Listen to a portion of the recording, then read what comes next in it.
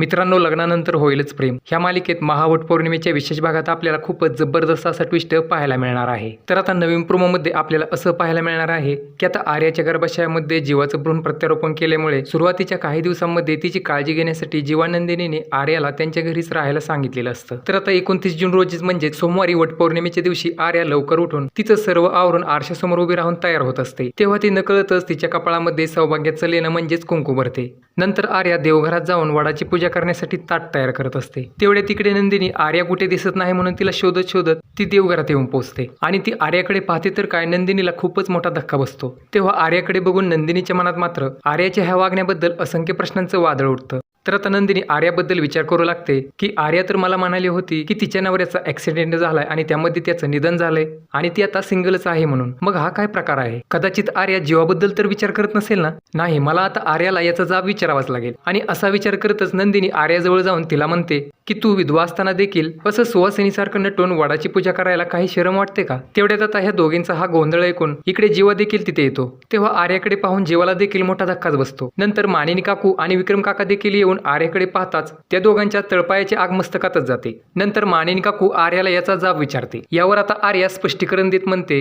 की हो, तुम्ही सगळेच मला असे बघून एवढे हायपर काय होताय? अहो, वडाची पूजा फक्त सुवासिनींनीच करायची असते असा कुठे नियम लिहिलाय का? अहो, वटपौर्णिमेच्या दिवशी जसा सुवासिनींना वडाची पूजा करायचा अधिकार आहे तसाच अगदी विधवा महिलांना देखील आपल्या स्वर्गवासी पतीसाठी ही पूजा करायचा अधिकार आहे. आणि त्यामुळेच मी माझे मिस्टर गेल्यापासून दरवर्षी एका सुवासिनी स्त्रीसारखी वटपौर्णिमेच्या दिवशी वडाची पूजा करते. पण आर्याचं हे वागणं देशमुखांच्या फॅमिलीतील कोणालाच पटलेलं नसतं. त्यामुळे आता आर्याचे हे अतिलाड जीवा आणि नंदिनीला पुढे जाऊन चांगलेच महागात पडणार असल्याचं आपल्याला पाहायला मिळणार आहे.